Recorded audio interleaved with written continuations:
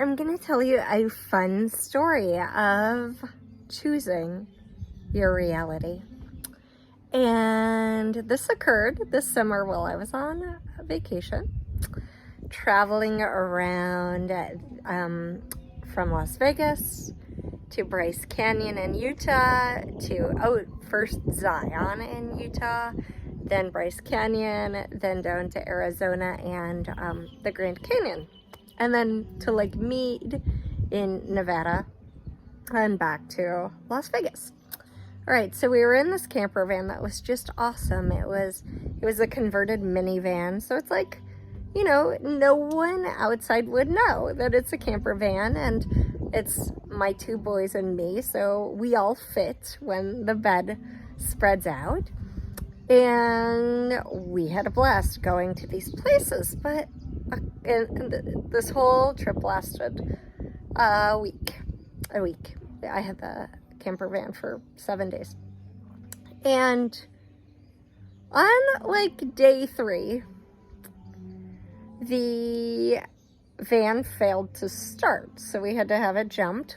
And luckily, we were at this campsite in the National Forest, and the woman I asked, who was on the site next to us, had like this little battery pack charger thing, and so it was like the perfect person to ask. And she jumped it. However, then from that point on, the van, every time I would restart the van, the clock would go back to 12. And the van would have a little trouble turning when I was going to start it. And it caused some slight trepidation on my part, like, no. So as we're driving, I said to the kids, let's Ho'oponopono the van. Right, using the 4 phrases of Ho'oponopono. There are several different ways to do Ho'oponopono, but the 4 phrases are what's like pop culture Ho'oponopono, even though it's not, you know, it's the simplest version, and it's, I'm sorry, I love you, please forgive me, thank you. And these can be done in any order. I know lots of people do a particular order. The order doesn't matter, and in fact, if you were to omit a phrase, that wouldn't matter either. Okay. You can learn more about that in my Ho'oponopono course, because it's a good one, in the shop at meetkathyWilliams.com. Anyway, so we Ho'oponopono'd the car, and the car did work a little bit better, a little bit easier to turn on, but every time we would stop and restart the car, the clock was reset to 12.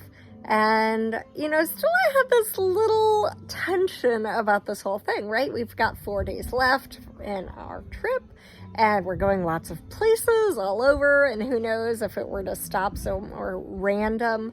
And it got hot during that trip. Like, it wasn't super hot yet, but like over the days it got like incredibly hot, like 107, 111, stuff like that. Anyway, so back to the story. So then day 5, this happens, this is going on, and so sorry, day 3, day 4. On day 5, I go, right, remember we still have 3 days left. In the morning, I said, this is not my reality. My reality is we have a fun time. My reality is this car works. It works, period, right? Impeccably well. Our car is wonderful van and gets us where we need to go. And I had contemplated for a moment contacting the camper van people and being like, your car is having trouble. And I was like, because that pulls people into joining you in that reality that's not preferred, right? So I'm not going to engage people into this reality that I don't want to be living, right? I don't want a faulty camper van, a messed up camper van reality. I'm choosing a reality in which the camper van works amazingly well.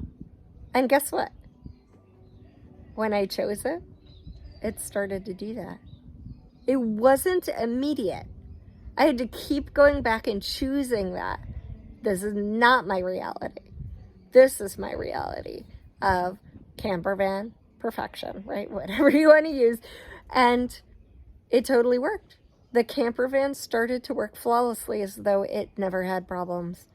And like I said, it didn't happen immediately. It was a little gradual, but in the next couple of days, no problems at all. So there you have it, right? We are constantly choosing our reality. And you can choose the reality you like. I'm not saying put up blinders. I'm not saying pretend something, like if someone's abusing you, pretend that they're wonderful, right? If they're slapping you around, get out. However, you do have an influence on the people, places, events, and energies around you and in your life. So create your camper van stories, and if you already have one, post it below. Let me know about it. Share it, because it also anchors that reality into your awareness so that you know, oh yeah, I am magical. I am the magical co-creator with this infinite, glorious universe. And it's supposed to be fun. It's not supposed to be stressful, ever pushing. I'm not saying there won't be some intense moments, but there's a lightness and a magic and a support that's available. And you are allowed and able to tap into that and worthy of that. So there is no ideas of you being enough or not enough, worthy, unworthy.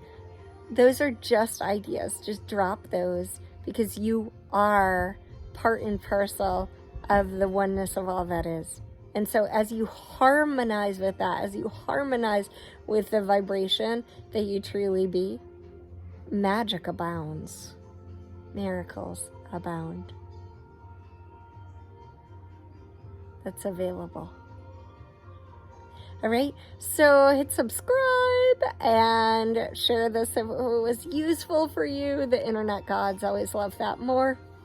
And drop me a note, because it's really fun. You know, you put this stuff out in the ethers, and then you're like, did that land?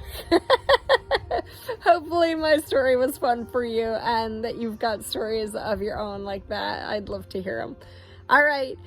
Visit me at meetkathyWilliams.com for that Ho'oponopono class and for a free magical create your life exercise, and for more fun with Kathy. Private sessions and classes and all the things are right there. All right. Aloha.